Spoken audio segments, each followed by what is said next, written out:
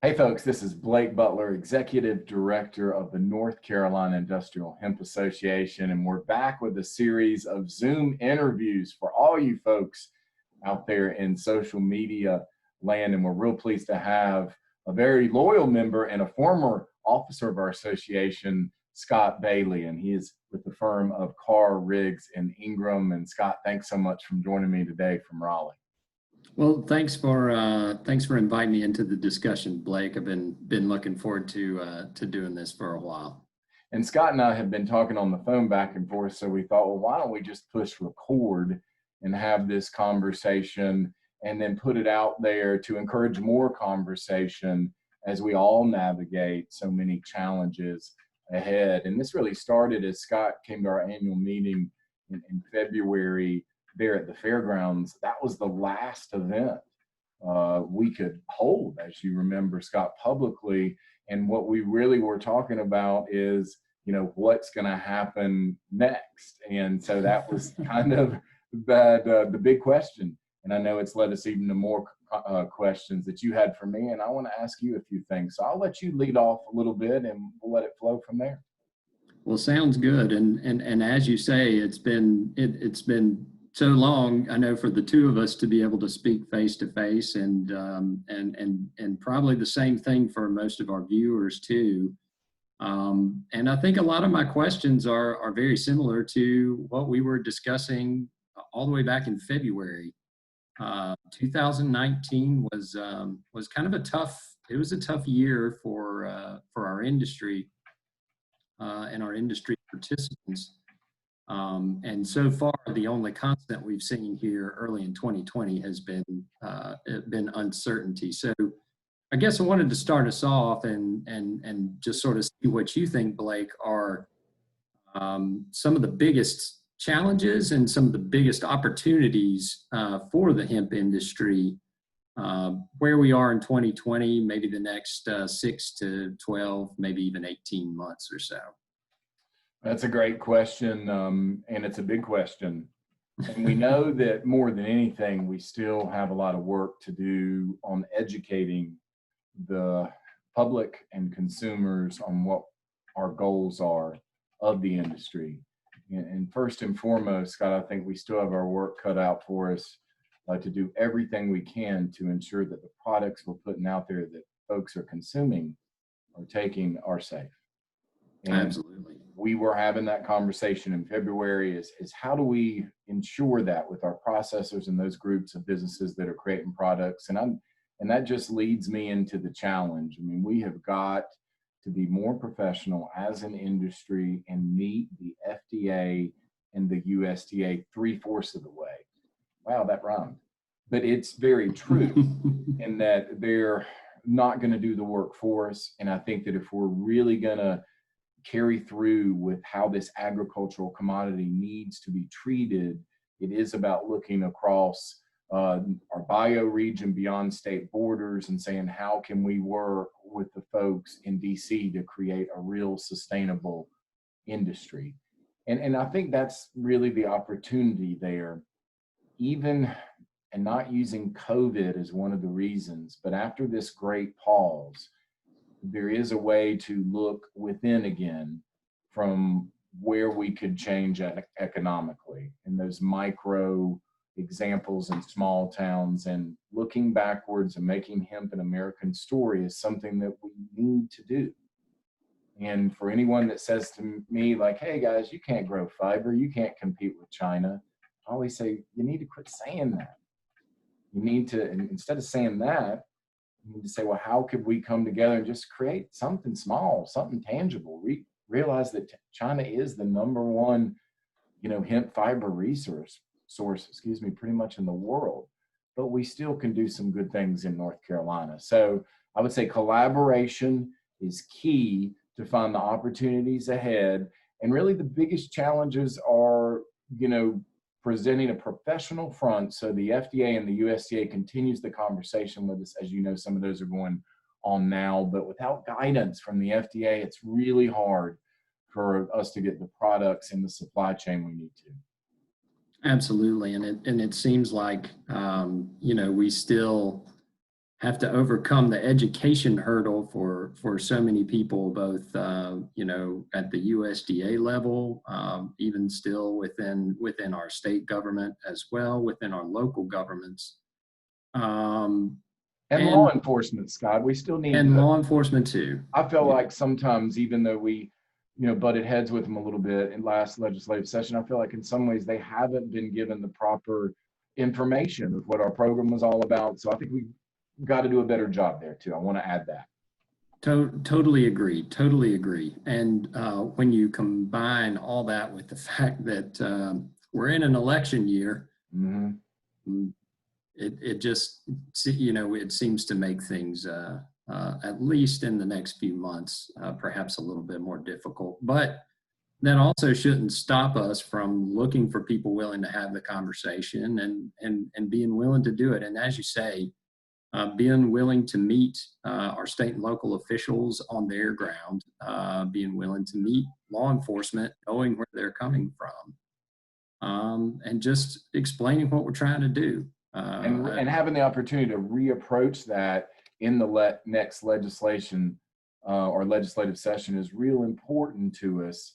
And I've been communicating with Senator Jackson and others and keeping them updated of where we are as an industry and what we want to do differently. And that is key. It's the time for complaining is over, in a way that we have to be proactive and find the folks that will put their best foot forward and have those meetings, whether via Zoom or one day face to face. Well, and hopefully that day is soon, because I know you're a lot like me, Blake. There's just nothing that beats the face to face. It doesn't. And you and I were talking about at the annual meeting. This is a question for you, taking the shift back to you, that you were starting to work with clients differently, drilling down a little bit as the industry was seen differently. And I imagine, in your side of the business, that has changed too. So let's talk a little bit about that, because it has affected us all. Absolutely. So, you know, leading into this year, one of the things we were starting to see is we were starting to see a little bit of structure develop in the market. We were seeing a lot of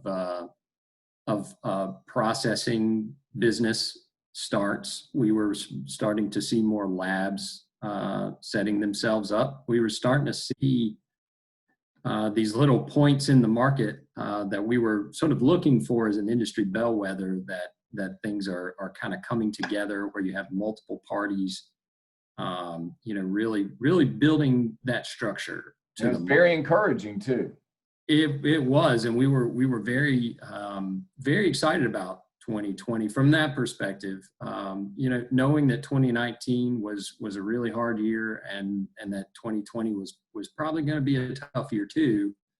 But taking those points of data and looking out about 3 or 4 years, that was encouraging to us, because as you see that capacity develop, that's when you sort of see capacity for the future of the industry. And you know, we've seen some of those projects be put on hold, some of them delayed, but we've seen a few that are going ahead, and in what I would imagine would be, again, just sort of, you know, betting on the future of hemp, betting on the future of cannabis. What's a little uncertain to me at the moment is that how much of that lab space has been sort of reappropriated at the moment to deal with COVID. I don't think we'll really have a full accounting of that until the back end. There's a lot of processors that are now using their machinery to create hand sanitizers. Absolutely. And you know, one of the things that's encouraging is to see that adaptability. And you know, because the last thing I think any of us want to see, we have to have our farmers. Without our farmers, there is no industry. Without the processors, it reduces the capacity for the industry, and without the labs, it gets harder to stay in compliance with the regulations that we do have and we understand. It makes it hard to comply with those. But you would agree we have an influx, or maybe too many players in each space, whether they've grown a lot of hemp that they haven't been able to sell, or bought a lot of equipment that unfortunately they're not going to be able to keep on because the contracts aren't there. So we have a very unique problem in that we experienced a lot of, I'm going to use the term again from Seinfeld, unbridled enthusiasm. Right. And now, during this great pause, we feel the sting even more as a new industry. Well, and I think for some of these folks, I don't know if it was, again, that the hype train just left the station a little too early for a few folks. And as you say, I think the perhaps a bit exuberant from some folks was, I think they really needed to sort of see what was happening in the market and really looking further down the supply chain and how the industry really works, rather than sort of, looking at the data points, looking at the volume that was going through the industry at the time. And unfortunately, it was just kind of the perfect storm with what we saw from the harvest in October. But you and I are still focused in on, and part of this conversation is how can we help some of those businesses where that capital has been spent as good stewards that I was going to set myself up for GMP or, ISO in a way that bar we were talking about. So how does that approach change? Because that's almost on the flip side from the conversations you were having last year. Yeah, absolutely. So, short term, how we've been trying to help folks is finding short-term liquidity. Be that we've seen a lot of folks looking at the PPP program, CARES Act. We've seen, and we've seen some others where they invested in the equipment, but they were well capitalized enough that they're trying to weather the storm, because it creates a little bit of a tax benefit, although it's a short-term benefit. Again, right, short-term, yeah. And really what we're looking for is long-term investment. But that equipment is still in place. So I think for us, we've been trying to help folks, maintain their liquidity, stay solvent, and that honestly, that puts them in the best position they can be when we see the market conditions return for hemp as a product. And something we're trying to do on our end to add a little layer of protection for all these folks that do have pockets of business is see if we can get a little bit more extra time on our state plan. We're on a handful of states that has not submitted a plan to the USDA and still hanging out there. And if we immediately have to ship to USDA on November the 1st, it's going to change a lot of the business plans out there, genetics that are currently being used. So that, is something that we are continuing to focus in on, because it could be abrupt and for a lot of people surprising. So we're going to try to get ahead of that one, Scott, because as you know, the Farm Bill declared it an agricultural commodity, but we sure are fighting hard to get that recognition as a commodity. There's so much a side of this argument that becomes demonizing those that are growing for floral or CBD purposes that we really, have to bring back into the larger educational piece and say, guys, this is just another delivery method of CBD when people smoke it, and how they use it. But what we're trying to do is provide some natural relief. We just want to focus in on that. And that, leads me right back to law enforcement and the fight we had with them on smokable hemp was always more about that if we didn't fight for it as 0.3% THC or less as an agricultural commodity, then we weren't, really just recognizing what the federal Farm Bill says in its language. And that was important to me and members of our association. And what we found is that when I've been making these member wellness calls to our 600 plus members, is that smokable was one of those pieces of revenue that we could track from grower to the retailer and other bulk wholesalers. So I'm glad we fought for it, because in a lot of ways, what we cannot track is a large group of contracts coming from the processor to the farmer level. And it's not their fault. Like you just explained, it was just everybody got just caught. So Yep. it's just one of these things that we still are in that mode as a trade association. How can we do a better job of helping? Because we should adapt and shift, and be able to look, beyond where we are right now. And that's something I wanted to touch on, if we could. We've been Well, having. and you're actually leading to my next question I'll do too. it. Ask. Yeah, because you sort of mentioned, where this is leading and what we're seeing beyond. And I think I wanted to note that, it's not just North Carolina where this has happened. It's been throughout the Southeast where we've seen this effect. And we've also seen a little bit of a shakeup in some of the structure in the Southeast. What are some of the things you're seeing happening, both within the Southeastern market and with some of the changes that we might see from some of the associations, maybe with our association going forward? Okay. Well, we're looking at the dynamics of what the Southeast is all about. For example, South Carolina is already under USDA, Tennessee's under USDA, South Florida, and Virginia is a very progressive state when it comes to the way that they see hemp. And they've already labeled CBD, or not labeled through legislation, it's a dietary supplement now. At that state level, they've declared it as such, and something that we would love to see happen here in our own state. But with all that being said, unless law enforcement and the federal government helps us with the recognition of interstate commerce, it's still going to be a very fragmented mix of what we can and can't do and who's under what jurisdiction. And I think that's something we're going to have to work out. And so I see the Southeast is very interesting, and it's probably a plus, Scott, that no one has marijuana legal in the Southeast right now, so we can figure out our proper hemp supply chain and where we can really excel in the market. Not everybody's going to be great at growing hemp, but there could be other states that could set up processing facilities, labs, as you mentioned, and we could start to visualize how this industry would all work. So for us here in North Carolina, some of the conversations we've been having is how do we come together with different states across the bioregion. You look at the historical significance of North Carolina being right in the middle of tobacco and textiles. We were participating on both levels and innovating on both levels. And that's really, where we dug in as that great agricultural state, with our dominance in tobacco with Virginia. In a lot of ways, you can almost retrace that if we, did some CBD floral grows in those areas. And then as you look east, looked at diversifying into fiber.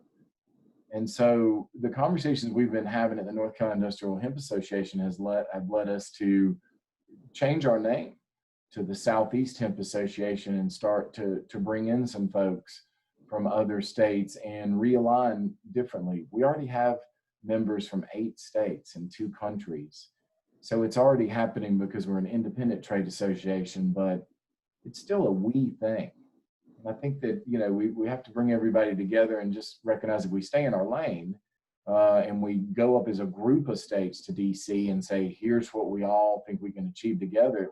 Again, it will make it a lot easier for the USDA and others instead of trying to deal with the states individually. So we're all systems go on changing our name, and we're excited about it, but we want to do it in full cooperation with all the other organizations out there. There have been some shakeup in some of those national hemp organizations, but there's been shakeup in all sorts of businesses.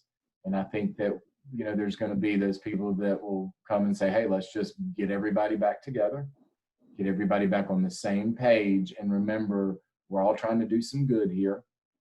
And we want to achieve that with this name change and just making it a little bit more of a bigger umbrella. And as I've told people, I don't have a desire to create more hierarchies in this. I think it's about creating better networks, how we have this conversation across state borders, how we do get on meetings like this every week and says, here's where we are, where are you, and how we one day, for example, and I'll just go ahead and use it, how we one day, when we approach smokable hemp state by state, since it's banned in so many places besides North Carolina, we can have a consistent solution. Compliant packaging, traceability, and if we need to be push something like the open container law, which we have in our state for liquor. So it's just one of these things that we have to remember in order to get to the place we want to get. We got to push more towards helping government with the regulations and other things. So that's where we're focused right now. That's why we're going to go through this transition. Everything will really remain the same. And we're grandfathering all our members in from the North Carolina Industrial Hemp Association, but we are going to just extend it differently. I will tell you, even before we start talking about the Southeast, we were going to change our name to the North Carolina Hemp Association and just take industry out there so people knew we were representing both sides of the plant. But as you know, when all these associations were formed and all the pilot programs were pitched to their various states, it was about industrial hemp. It never was about growing for CBD. Right. Right. So, well, and I think that's kind of the lesson for us, especially over the last year and a half, is that we need to approach this from a business approach, and perhaps not industrial, because that brings to mind giant steel factories and things like that. But we need folks to bring a business-minded approach to it. Because especially early on, that's going to be where what separates really the folks who really succeed and the folks who struggle. Yeah, absolutely. So Scott, to wind this up, I know these folks know how to get in touch with me, and I'll put it in the comments of this video. But if they want to see more about your firm or get in touch with you personally, how do they do that? Absolutely. I'm on LinkedIn. My name, B. Scott Bailey Jr., which sounds like an attorney, which I am not. You can look at our website, cricpa.com, and that's chock full of stuff. But I've got my contact information is there under the people heading in North Carolina. And I'll provide email address, sbailey, BAILEY, @cricpa.com. And I'm located in Raleigh. I'm easy to get a hold of, and I hope I can be available for anybody who has questions or has needs. And Blake, thanks Yeah, again. man, this has been great. We could connect. I'm glad we could do this. And just for anybody out there, just know that Scott's just an example again of someone that used to serve as our treasurer for our organization, but still is trying to figure out how to help businesses navigate the challenges. And that's real important, as I mentioned before, as a trade association. So thanks for supporting us, and continue to support us and be there for this interview and more for advice for folks out there. I really appreciate it. Thanks again, and looking forward to the launch of the Southeast Hemp Association. That's right. That's where you're going to have to figure out some of the financial piece. So get ready. Right? We'll get it done. All right, folks. Thanks so much for joining us, Scott. Thanks for joining me today. And I'll put all of Scott's contact information and how to get in touch with him below in the comments. My pleasure. Thanks.